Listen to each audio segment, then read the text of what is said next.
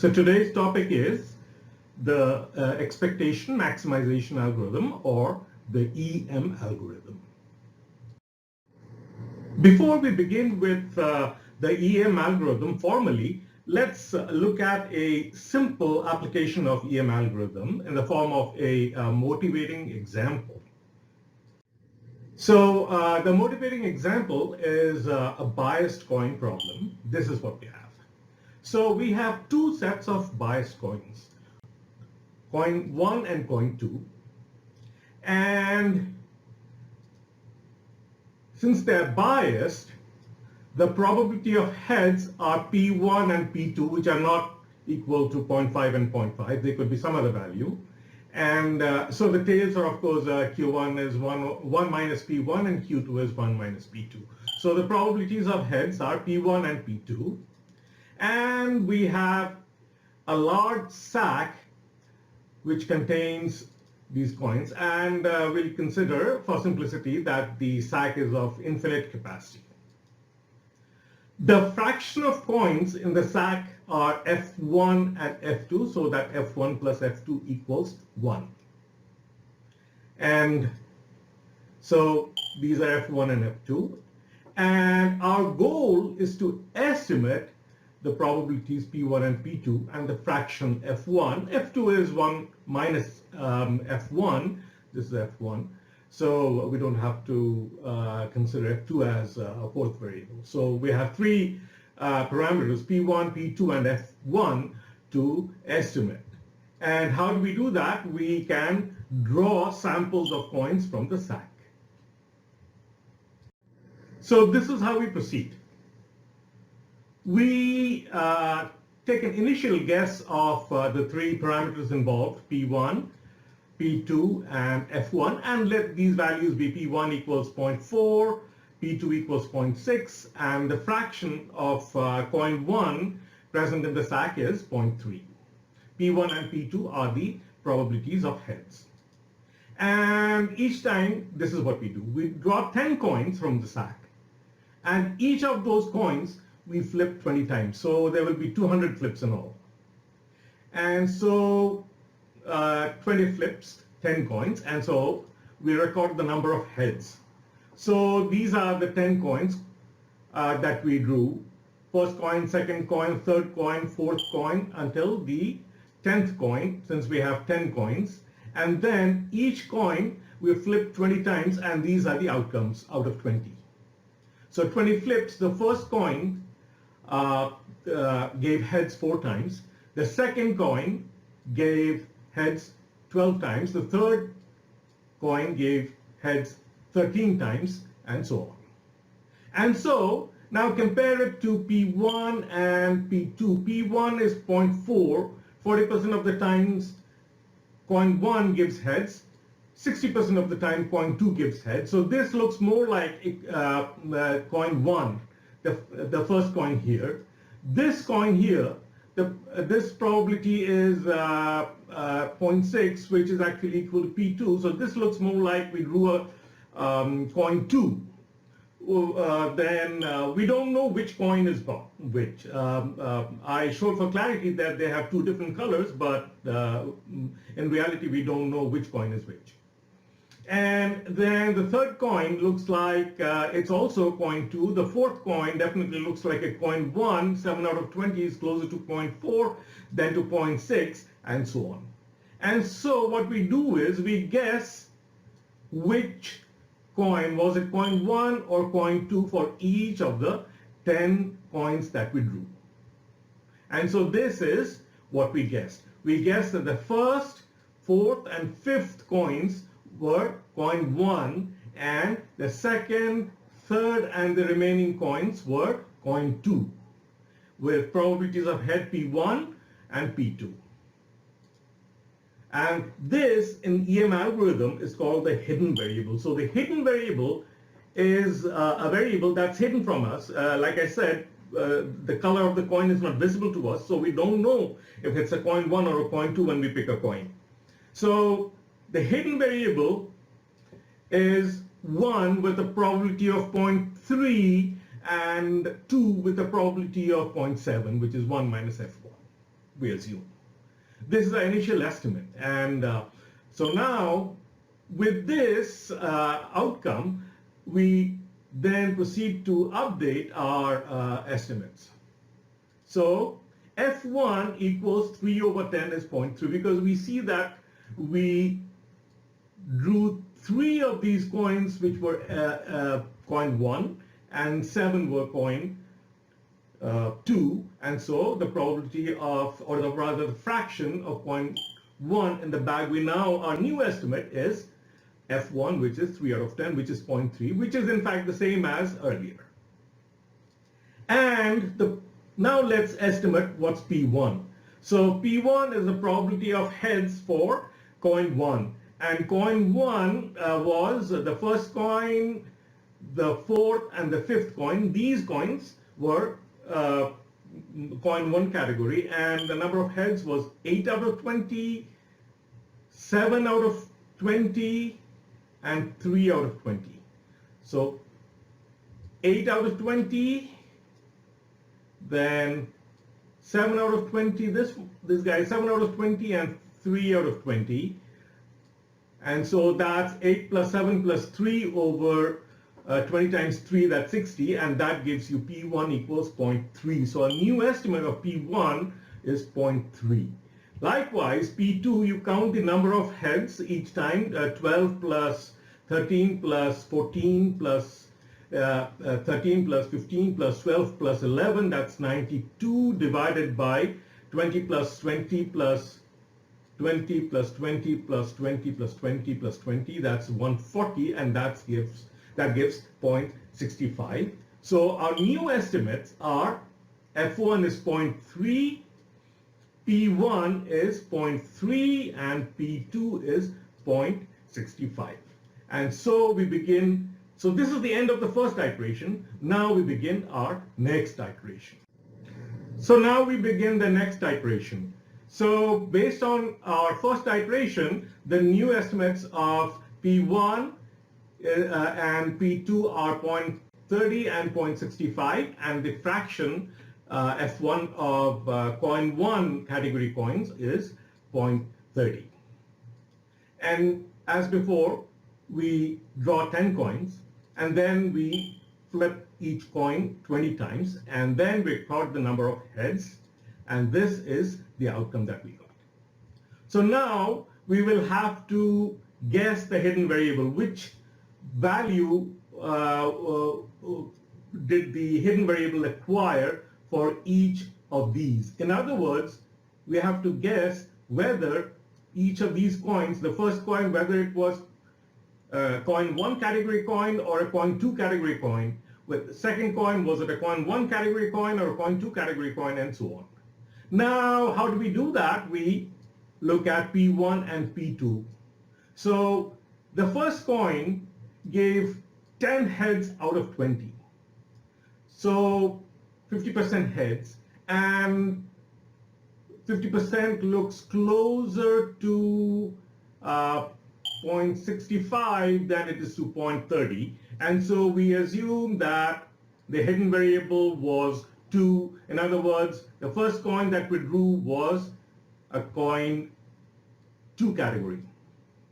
The second coin gave only 4 heads out of 20, so that definitely looks like coin 1 category coin, because P1 is only 0.3, that's lower than 0.65, and this one, 4 out of 20, is only 0.2.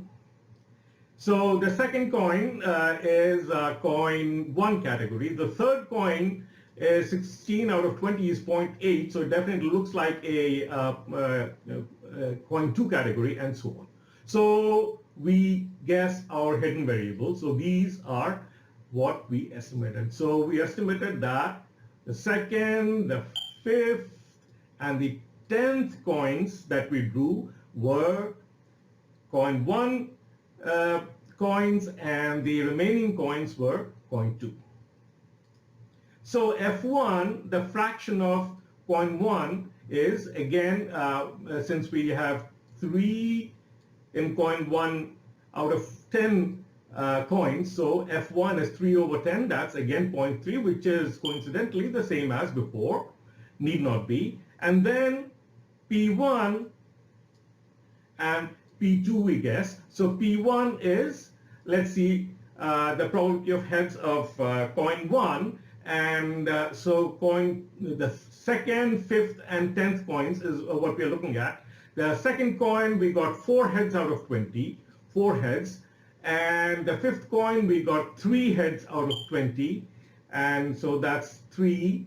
And then the last coin we got 5 out of 20, so 5, and so 5 out of 20, 20 plus 20 plus 20 is 60. Altogether we got 12 out of 60, which is 0.25 is the fraction of coins that we got.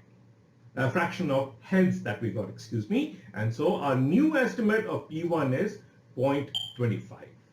Likewise, our new estimate of P2, if we add 10 plus 16 plus 10 plus 11 plus 13 plus 15, we get 90, and we have 20 flips each and 7 coins now.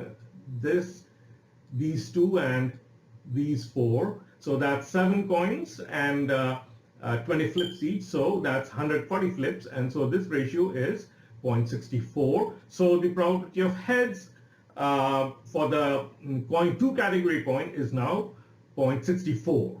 That's our new estimate.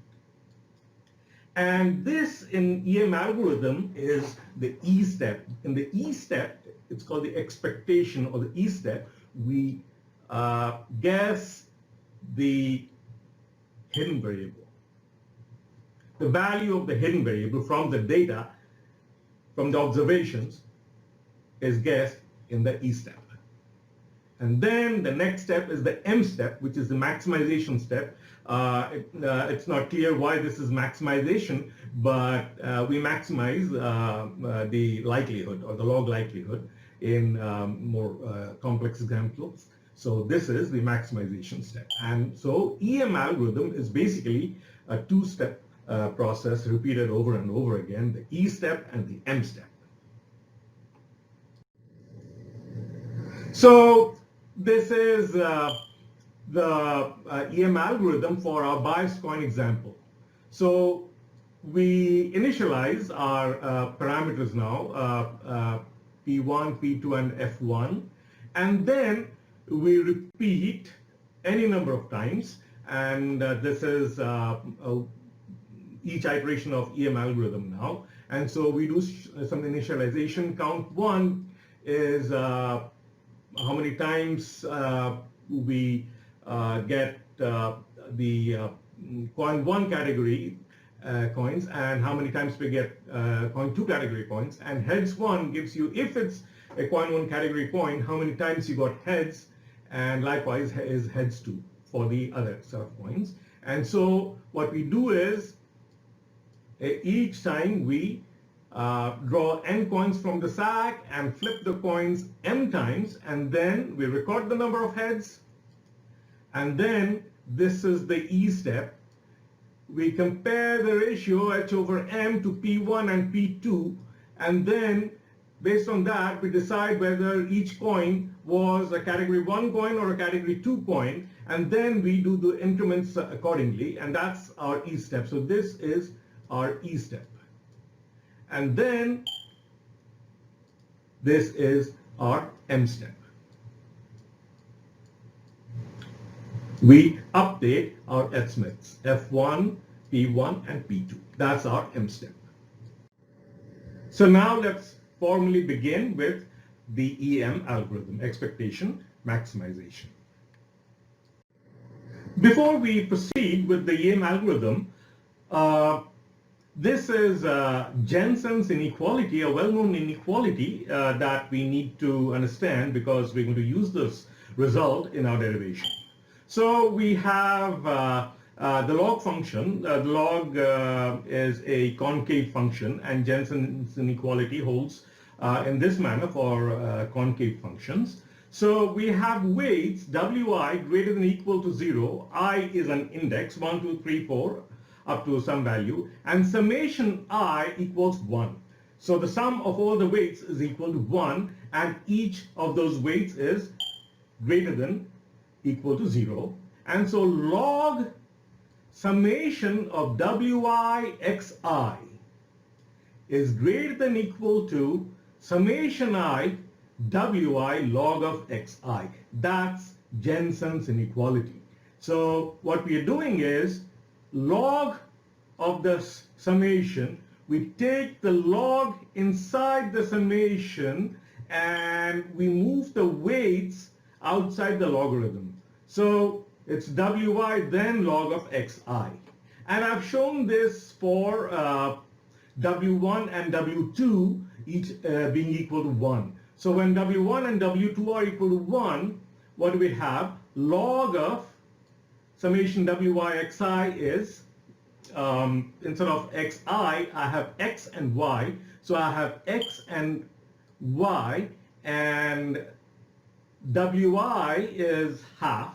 So summation wi xi is this point. And this is the log curve.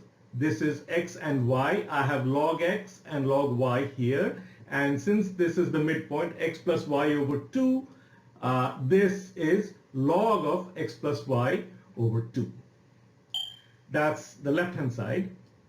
And now summation wi log xi is, since each wi is half, this will be equal to half log x plus half log y. So this is log x and this is log y. We draw this straight line here joining these 2 points, x log x and y log y, and we take the midpoint of that. This midpoint is half log x plus half log y. And you can see that log of x plus y over 2, which is this, is more than half log x plus half log y, which is exactly what the Jensen's inequality says. So now the EM algorithm. The EM algorithm is similar to gradient descent, and so let's see how it works. It's an ascent algorithm since we are trying to maximize something, and so let's see. Our goal is to maximize a concave function f of theta, and so this is what we have to do.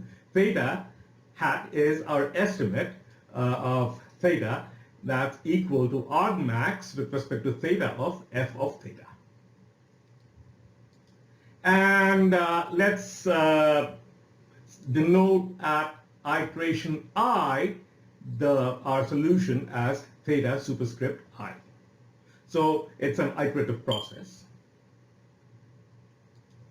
And what we will do is we will construct a lower bound function Li of theta. Since you have the superscript I appearing in this lower bound function L, we have to construct the lower bound function every iteration separately. So a lower bound function, so this function Li of theta is a lower bound of f of theta. Therefore, Li of theta should be less than equal to f of theta, because that's the definition of a lower bound function. And so Li of theta is our estimate of f theta. Excuse me, lower bound of theta. And now at theta I, at that particular iteration, theta I is the current model that we have. And if you plug in the value theta equals theta I in the lower bound function and the original function that we want to maximize, then this less than equal to is replaced with a strict equality sign. So Li of theta I is equal to f of theta I. In other words, at theta I, the lower bound function and the function f that we are trying to maximize, they coincide, they touch. At every other theta that's not equal to theta I, Li of theta is less than equal to f of theta. So this is important to remember. It's a lower bound. Li of theta is a lower bound of f, and the current guess, theta I, the current estimate in iteration I of theta, the value theta, the lower bound and the function f have the same value. So this and this are two important things to remember. And so then what we do is we assume that this is f theta is hard to maximize for some reason, as you'll see later, but it's easy to maximize the lower bound in closed form. It's available in closed form, and so you can derive an expression for its maximum. And so we maximize, instead of maximizing the concave function, every iteration we maximize the lower bound Li of theta. So that maximum gives us the next iteration. So theta I plus 1 is our next estimate of theta that we're trying to guess. That will maximize this concave function, and so theta I plus 1 is argmax of Li of theta. Instead of doing this argmax, which is hard to do, we do this argmax iteratively, and we proceed through several iterations, and gradually this theta will converge to theta hat, the maximum of f of theta. So this is how this EM is a coordinated ascent algorithm. So this is the function f of theta. This is the x-axis is theta, and the y-axis is f of theta. And so we want to maximize f of theta. In fact, this is the maximum somewhere around here. And so we are looking for, this is our solution that we want to reach. Now in iteration I, this is what we have. Theta I is the value. And in iteration I, and this is f of theta I. And so what we do is we construct a lower bound L superscript I of theta. And remember, the superscript I of theta, L superscript I of theta, excuse me, needs to have two things. It has to be a lower bound. So it has to be lower than this f of theta curve, this blue curve here. So the Li of theta has to be lower than this, and it has to touch at this red point, because at theta I, the lower bound has to be equal to the function.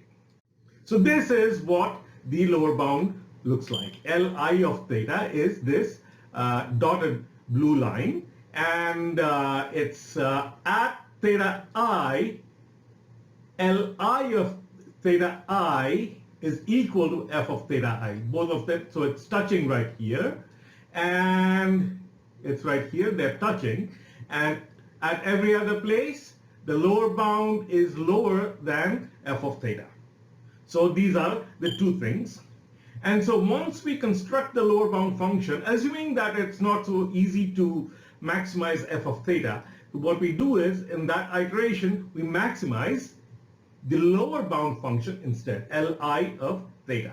And so we maximize this blue dotted line, and so that gives us this. Theta I plus 1 is the maximum of Li of theta. This is the maximum, and this is the argmax, and this gives us the estimate theta I plus 1 for the next iteration I plus 1. So now let's begin with the EM algorithm.